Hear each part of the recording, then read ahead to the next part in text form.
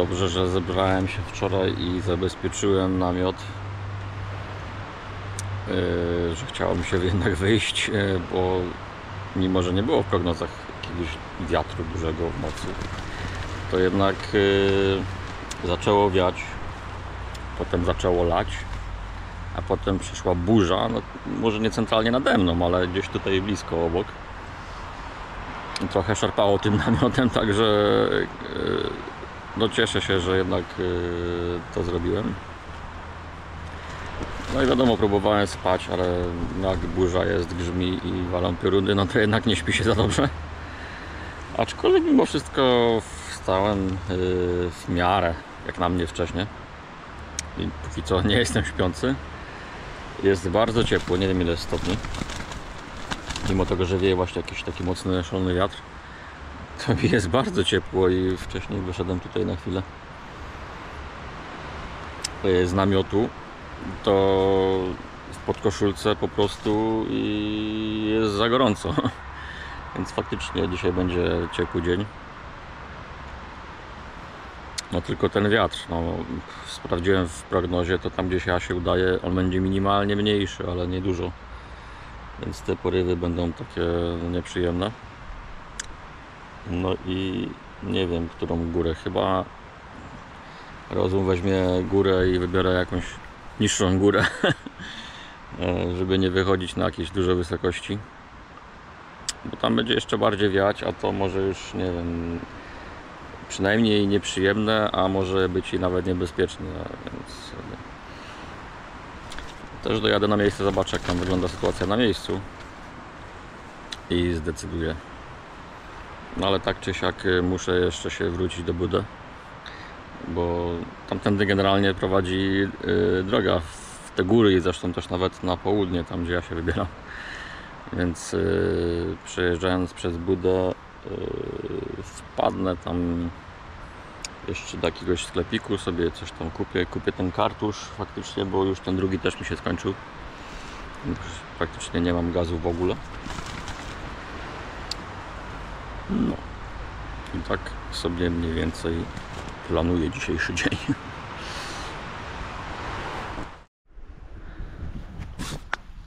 Kurde, zorientowałem się, że ja mam wodę w namiocie. Tu jest wszystko mokre. Coś tu się rozszczelniło. Prawdopodobnie przedziurawiłem tą podstawę. Oj, niedobrze, niedobrze. Mam zestaw naprawczy, ale mam zestawy naprawcze, które były dołączone do materaca, a nie do namiotu i nie wiem co teraz zrobić. Nawet nie wiem gdzie tu jest dziurka jakaś. Ja to muszę wysuszyć wszystko teraz. Oj, oj, oj. Suszenie w toku. Mam nadzieję, że mi wiatr niczego nie porwie. Ale właśnie plus jest taki, że jest bardzo ciepło. Słońce, jest ciepły wiatr, także to wszystko schnie w moment. Nawet śpiwór mam chyba. Tak, to już można nawet zwijać. Mata też.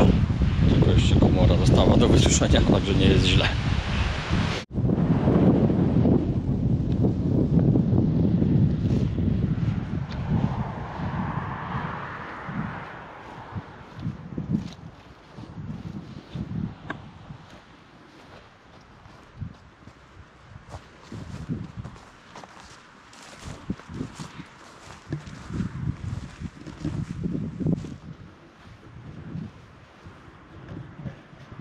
Suszenie już dobiega końca, jestem już prawie spakowany.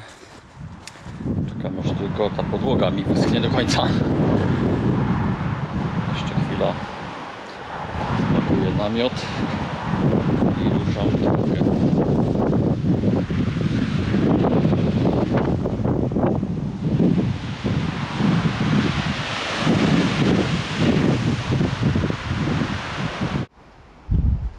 Znalazłem przetarcie na podłodze od zewnętrznej strony. Postaram się zakleić tym zestawem naprawczym od materaca. Może będzie trzymać, może będzie szczelne, zobaczę. Dobra, ja już spakowany, dziurka zaklejona, jak było przed chwilą widać. Pod częścią namiotu był kamień, skała, a pod inną był mech. Tam mech po prostu naciągnął wody podczas deszczu i trzymał tą wodę, a akurat w tym miejscu była ta dziurka w tej podłodze i gdzieś tam powolutku ta woda przesiąkała, ale zakleiłem. Mam nadzieję, że przynajmniej do końca wycieczki wytrzyma ta naprawa, ale jak już wrócę, to wejdę na stronę producenta namiotu i postaram się poszukać czegoś oryginalnego. To jest ścieżka chyba. Nie, jeszcze nie.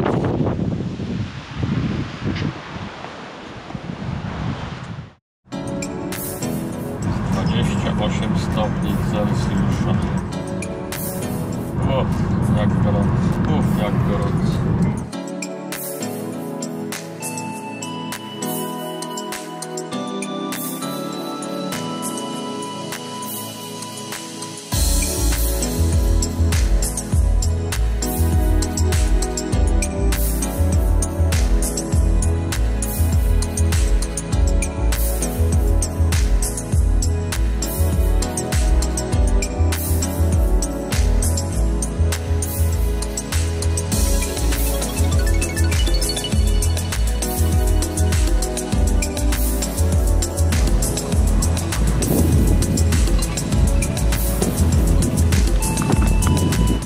Jak szalony.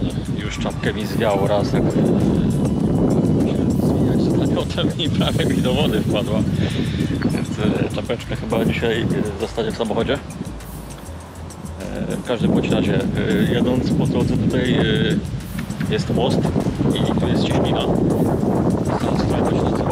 Występują jedne z najsilniejszych prądów na świecie i powstają wieloaryjne wiry. I to też jest dość ciekawe zjawisko. Przyszedłem sobie tutaj zobaczyć, tylko nie wiem jak dojść tam na dół, żeby to z bliska wodę zobaczyć. Muszę popatrzeć, jak jest jakaś mapka. Muszę obczaić i podejdę tam bliżej.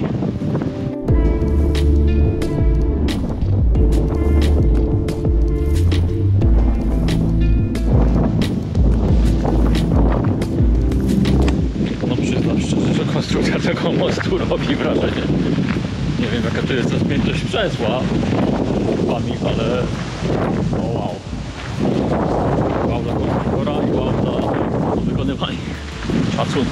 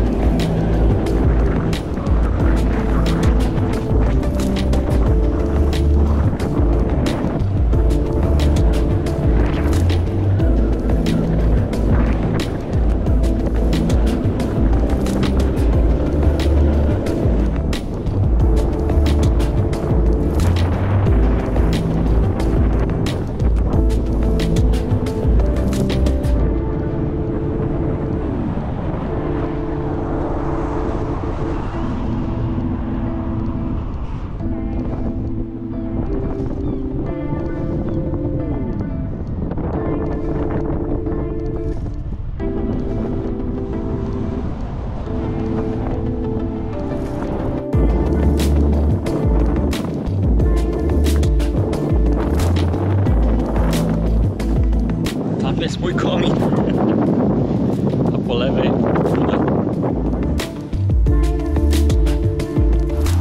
dobra, byłem na górze, byłem na dole, czas się stąd zawijać, ale wyczytałem przed chwilą, że wiry, które powstają na tej cieśninie, potrafią osiągnąć 15 metrów średnicy, to jest bardzo dużo. i zagłębienia do około metra, więc wow, nie chciałbym tam trafić. Ale tym razem nie było takich wielkich wirów jak opisałem. No i wszystko warto było się zatrzymać chociaż na chwilę.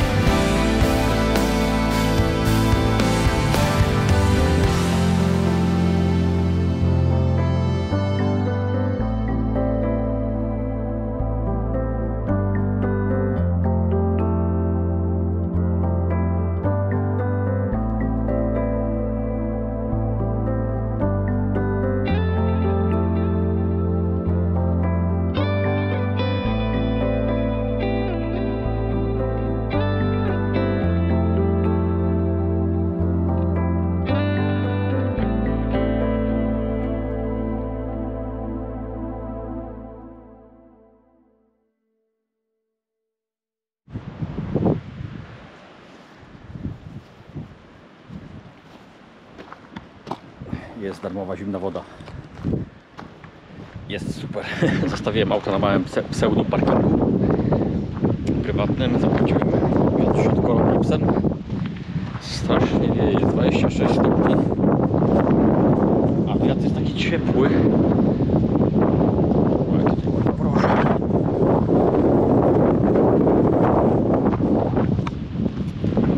Ruszam na tą wyglądającą na niemożliwą do zdobycia górę. Ciekawe, jak mi to wyjdzie. Jakieś takie mam dziwne przeczucie, że ten wiatr wieje tu na dole, a na górze nie. Nie wiem, czy słusznie, chociaż jak patrzę na górę, to tam targa też drzewami. No nic, przekonam się. Jak będzie za bardzo wiało, będzie za trudno, za ciężko, zbyt niebezpiecznie i w ogóle zbyt, to się wrócę. Ale ja lubię nowe wyzwania i nie lubię iść za bardzo taką na łatwiznę. Zależy od sytuacji. No nic, próbujemy. Tutaj między drzewami trochę mniej wieje i korzystając z chwili, że jest w miarę równo, płasko i o, zaraz się zaczyna pod górę. Muszę się streszczać. Byłem w Budę, skoczyłem po kartusz do sklepu, byłem w galerii, no i tam skoczyłem do XXL-a, do sklepu sportowego. Może by mieli kartusz, bo wczoraj nie mieli, ale mieli inne promocje. Kupiłem dwie podkoszulki. Wczoraj kupiłem trójpak skarpetek. Dzisiaj kupiłem dwie koszulki z promocji. Jedna za 200 koron, a nawet spoko, taka markowa. A druga po prostu w śmiesznej cenie. 49 koron za koszulkę. I to taką, nie jakąś szmatę, tylko taką całkiem spoko bawełnioną. Z jeszcze jakimś tam fajnym, śmiesznym napisem. Leave the road, take the trails, coś takiego. To lubię takie hasła. Więc spoko. Zakupy. Zażarłem wege burgera w Burger Kingu, żeby mieć co spalać dzisiaj. No i ruszam teraz do boju.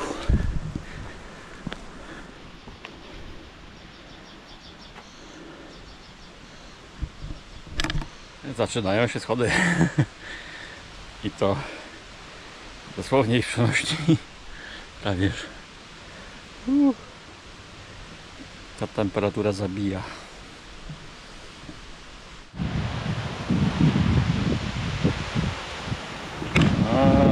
tej rurze wielkiej jest woda pitna dla tej okolic. Jest ostrzeżenie, żeby znaczy zakaz, żeby się właśnie nie kąpać, bo tu jest pitna woda. Ciekawe, taki zbiornik jakiś dziwaczny, ale tutaj wpadało śmieci. Śmieci w sensie takich naturalnych. Dobra, nie nagram chyba.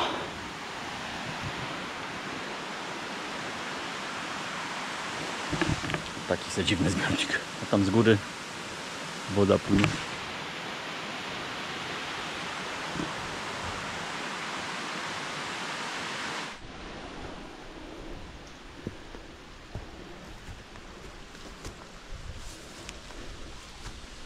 No takiego czegoś to jeszcze nie widziałem dotychczas. No ale tu inaczej byłoby ciężko, naprawdę. Tam ktoś bokiem próbował, ale nie wiem jak mu poszło. A te schodki wcale nie są takie easy.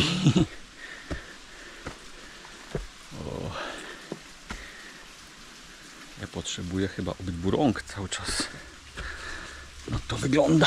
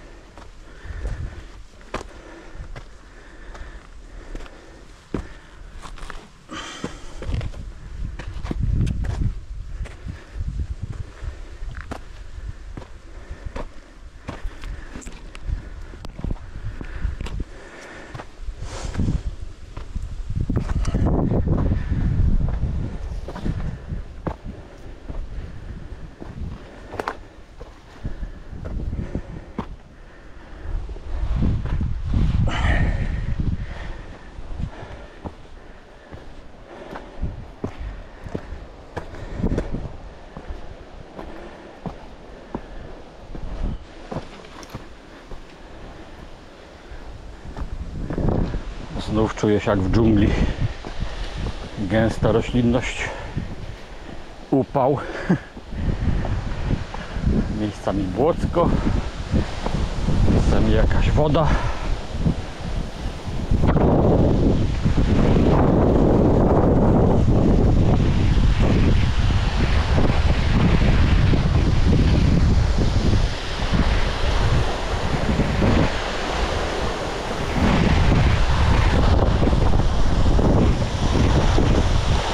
Ale czysta.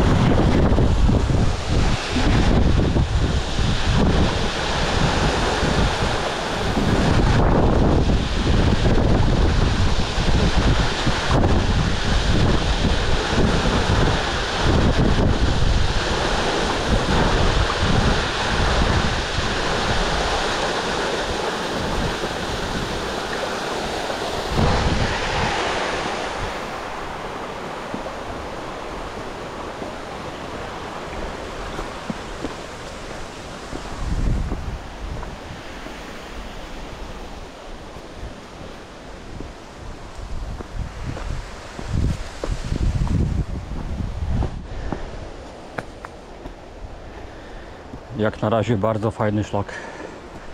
Bardzo fajny. Dużo zieleni, bogata, gęsta roślinność, strumyki po drodze i mam sprzymierzeńca w postaci wiatru, który wieje mi w plecy, pchając mnie trochę do góry, a gdy ja będę schodził, będzie mnie trochę hamował. Mam nadzieję, że nie zmieni kierunku. Także nie jestem sam w tej walce. Ach, fajnie jest. Bardzo ciepło, ale ten wiatr trochę schładza i nie świeci słońce, więc jest spoko.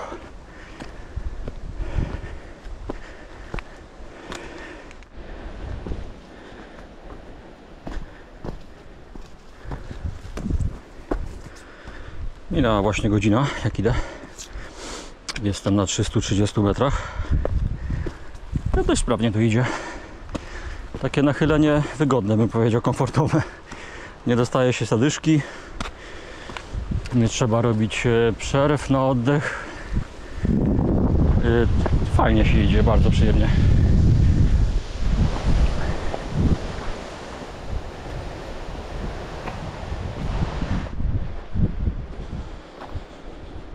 No i zrobiło się łyso. No tak jak myślałem, 400 metrów. Więc teraz będzie już tylko coraz mniej, a na górze sam kamień i skawa mi zostanie. Ale fajnie, długi odcinek, godzinę 10 przez takie zarośla, różne paprocie. Bardzo fajnie. Jeszcze w głowie mam cały czas motyw Piratów z Karaibów. Bardzo fajnie mi się idzie, bardzo mam dobry nastrój.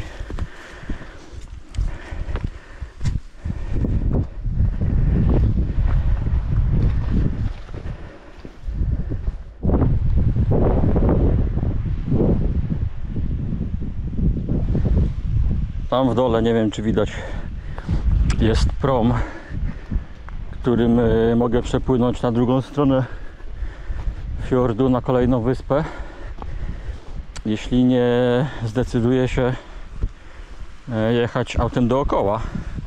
A dookoła to jest gdzieś 25 km, więcej. Tym bardziej czas poświęcony na przejazd, więc na pewno szybciej, ekonomiczniej jest jechać po prostu, płynąć promem, chciałem powiedzieć, płynąć promem, ale to zobaczę. Raczej dzisiaj zostanę tutaj, na tej stronie, tutaj gdzieś się pod namiotem prześpię, a pewnie jutro pójdę, wsiądę na prom i będę szukać czegoś po tamtej stronie mocy, po tamtej stronie fiordu. Jeszcze zobaczę, jak zwykle improwizacja. Oj, coś mi się to nie podoba. W prognozach nic nie było. Miało być słońce, jakaś chmura. Chmurka w sensie. No tutaj coś nieładny kolor tej chmurki. I to taka niemała. Oj. No mam kurtkę przeciwdeszczową, ale wolałbym, żeby nie padało. Tym bardziej wolałbym, żeby słońce wyszło i żeby coś było widać na górze. Co oni te pogodynki norweskie odwalają? Nie tak miało być.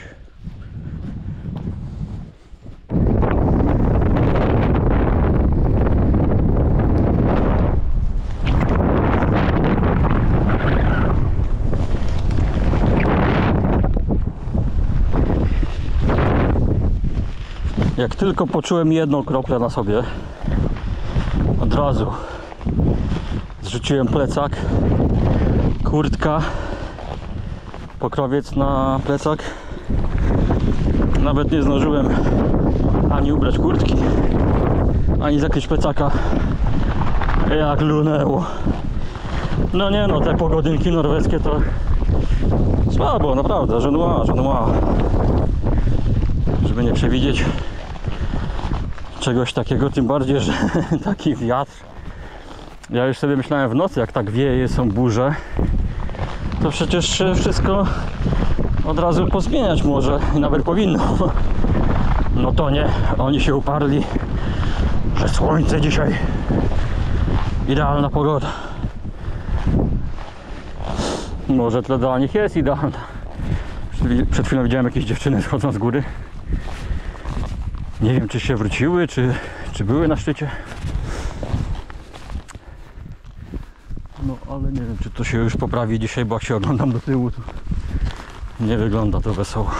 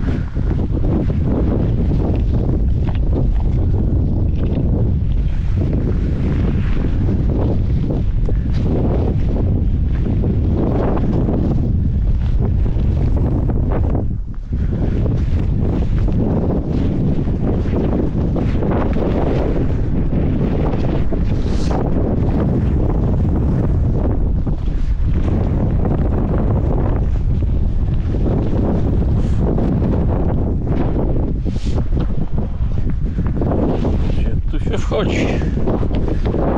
Ja nie wiem.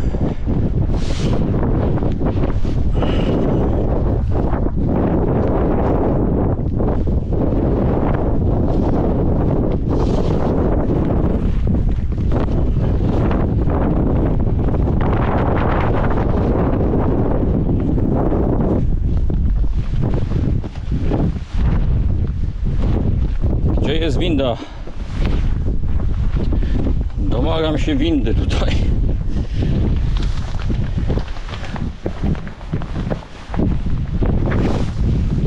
Kaptur mi spada na oczy, nic nie widzę. Chyba ten.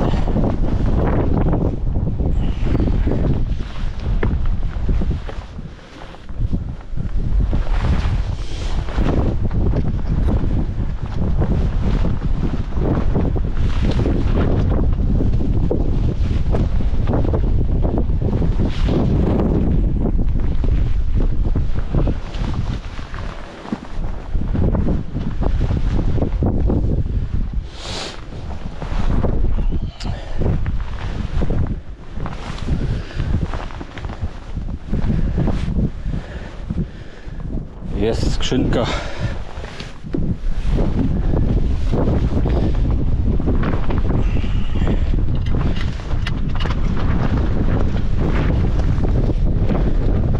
Jest zawartość.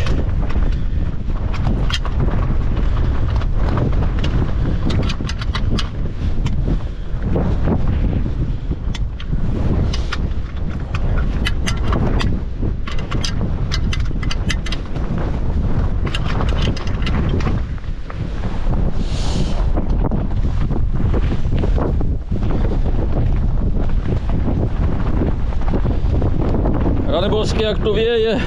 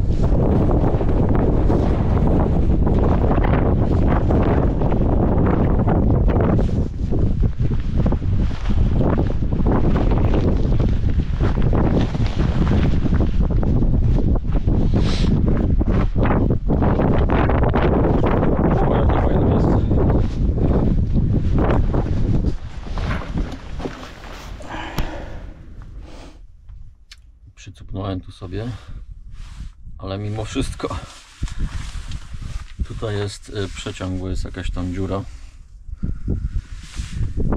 Zjadłem coś, kanapkę nadgryzioną wcześniej, bo wcześniej schowałem się za taki grzbiet góry.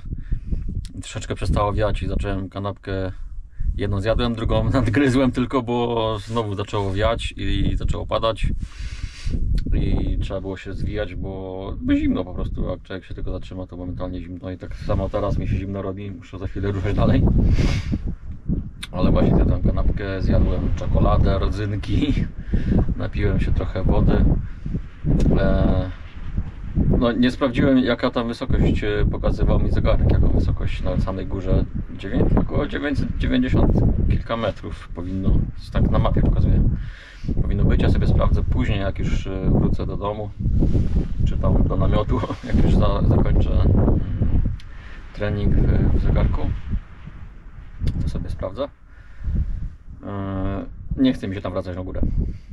Na szybko szedłem, zrobiłem jakieś zdjęcia, jakieś wideo z czapy, totalnie, nawet się nie zastanawiałem, żeby zegarek właśnie spojrzeć na wysokość. Strasznie wiało, strasznie zimno i mimo tego, że no, piękne widoki tam były, mimo takiej średniej przejrzystości powietrza, to jednak dyskomfort taki był duży, że jednak stwierdziłem, że uciekam stamtąd. Tutaj trochę mniej wieje. No ale tak jak mówię, trochę mi się zimno zrobiło i no ruszam dalej, ruszam na dół. Tym bardziej, że już jest 20, a jeszcze no, za 2 godziny myślę, że będę sobie. Także do roboty.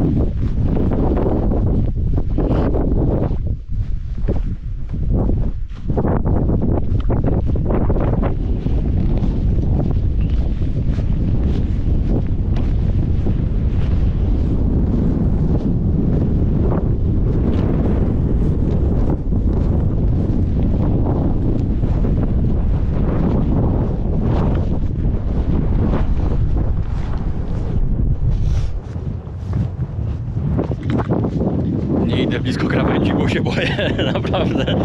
Są momentami takie podmuchy, że człowiek idzie po prostu pod kątem. No, do powierzchni ziemi.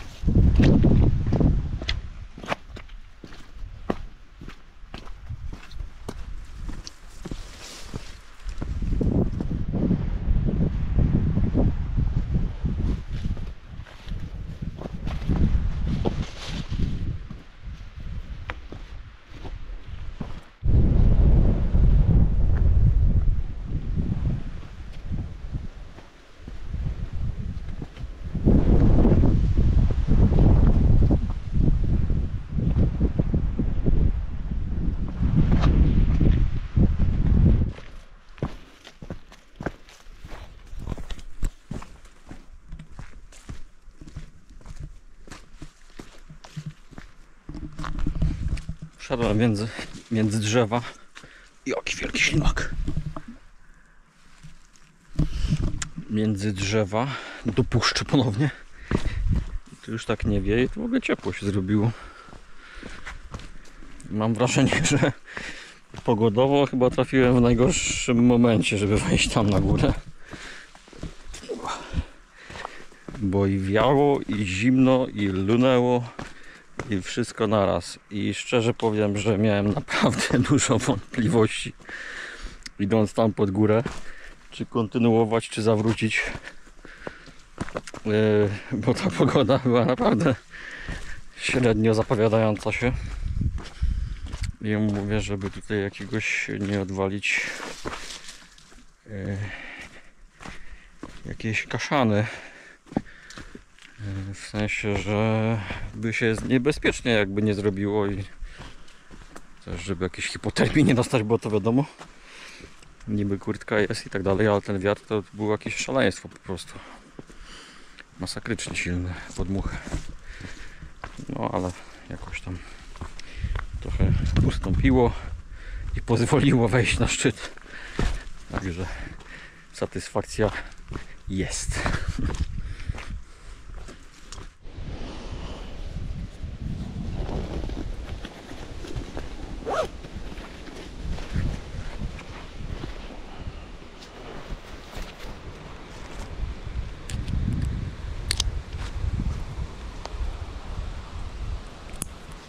Dotarłem do linek. Teraz będę schodził w trudnym terenie. Patrzę, czy wszystko wziąłem, a ja miałem przed chwilą kamerę w ręku i mówię, czegoś mi tu brakuje.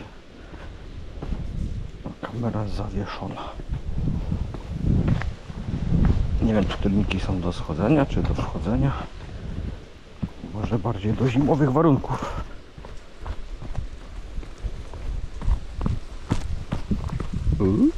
Tu już jest trudniej.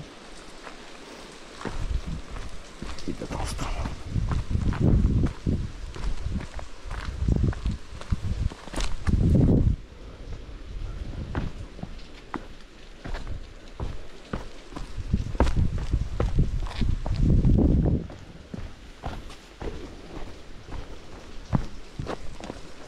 O, się porwała ta lina. Ktoś ją pogryzł.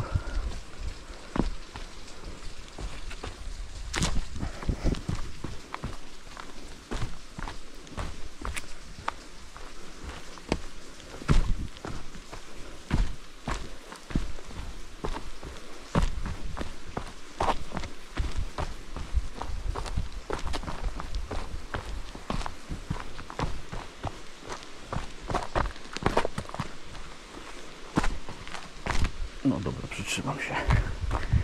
Czemu nie? Bo schody jakieś takie niezbyt stabilne.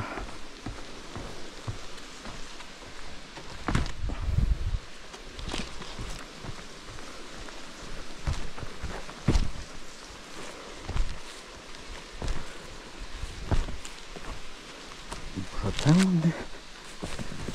To jest alternatywna trasa.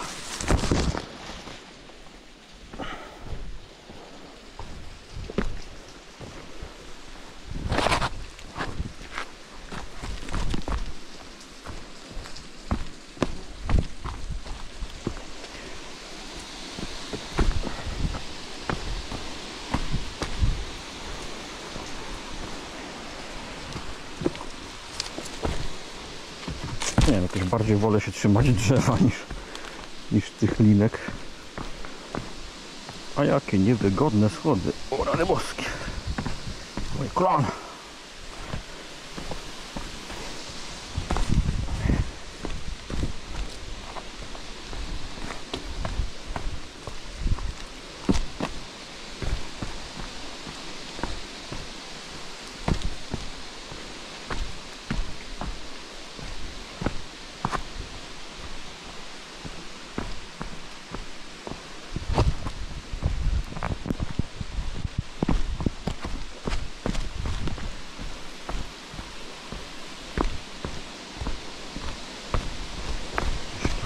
Nie ciemno się zrobiło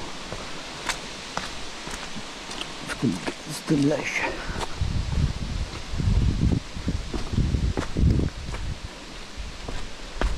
To nie wieje, ale w koronach drzew szumi. Że o.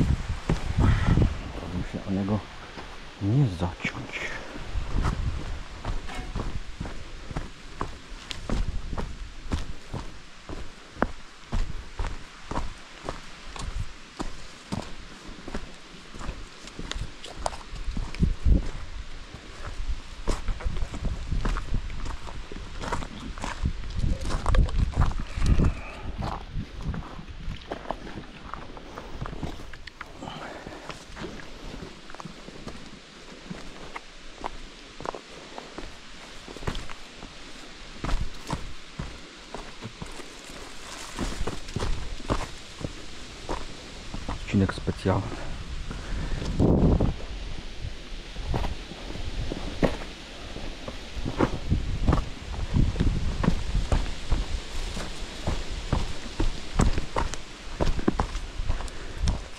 Wielka strasznie ta rura. Ona chyba jest taka gruba, ma taką dużą średnicę, chyba dlatego, że jest ocieplona, mi się wydaje. Tak. Jest nawet jakaś izolacja. Tak, żeby nie zamarzło zimą. Żeby ludzie nie mieli wody do picia. Tu jest stromo.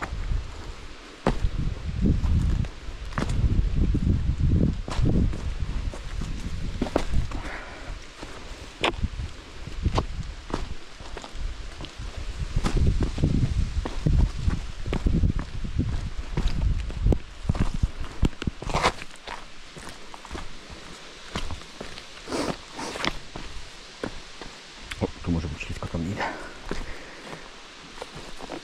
Żeby nie zaliczyć jakieś wtopy.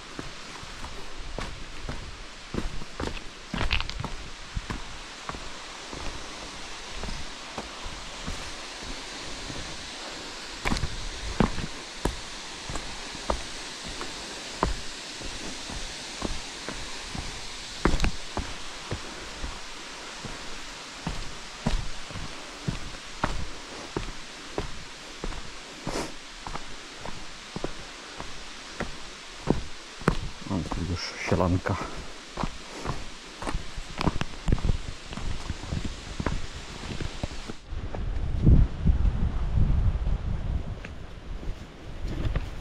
No ja już jestem na poziomie morza. O, tu się błocko zrobiło po tym deszczu. No fajna trasa, bardzo fajna górka. Spodziewałem się, że będzie trudniej.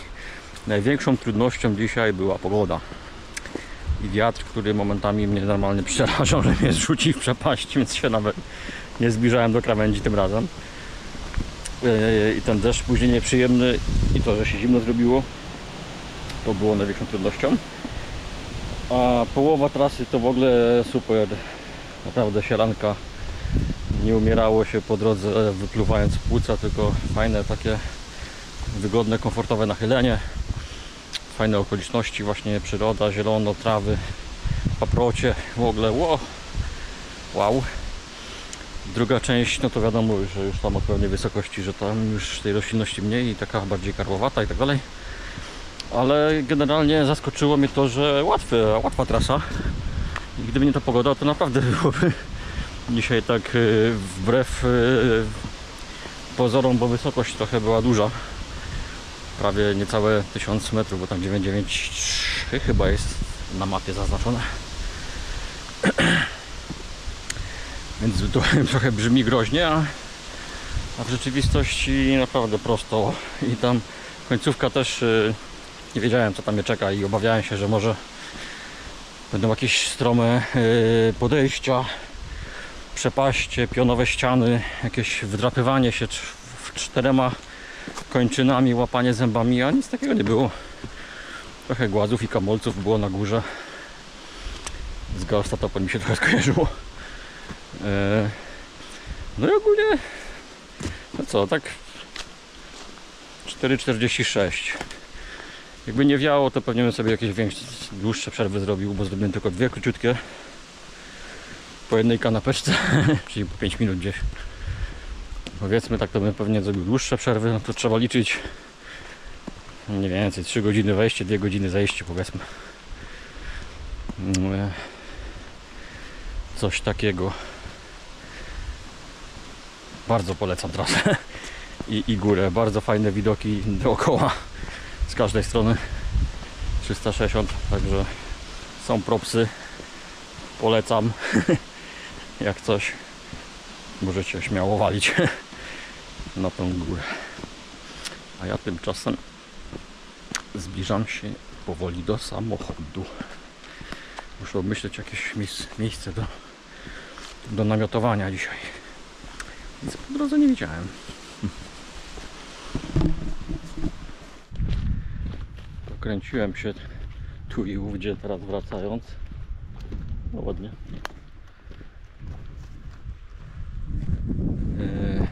Szukając miejsca, gdzie by się rozbić, bo już nie chce mi się kombinować, szukać teraz. Jest 22:20 i też jakie ładne kolory. I też tu już się ciemno robi. Może nie tak całkowicie czarno, ale wiadomo, to już nie to samo co było. Więc już trochę łatwiznę. Ułatwiając sobie życie, znalazłem jakieś tam miejsce. Wieje trochę od wschodu, ale akurat tam będę zasłonięty takim zboczem, więc mam nadzieję, że wiatr się nie zmieni. Bo jak zacznie wiać od morza, od zachodu, to będzie słabo. Ale może w ogóle się uspokoi wiatr i będzie luzik. Także tutaj za chwilę mam auto. Pakuję duży plecak i wracam na samochód z powrotem, żeby się rozbić.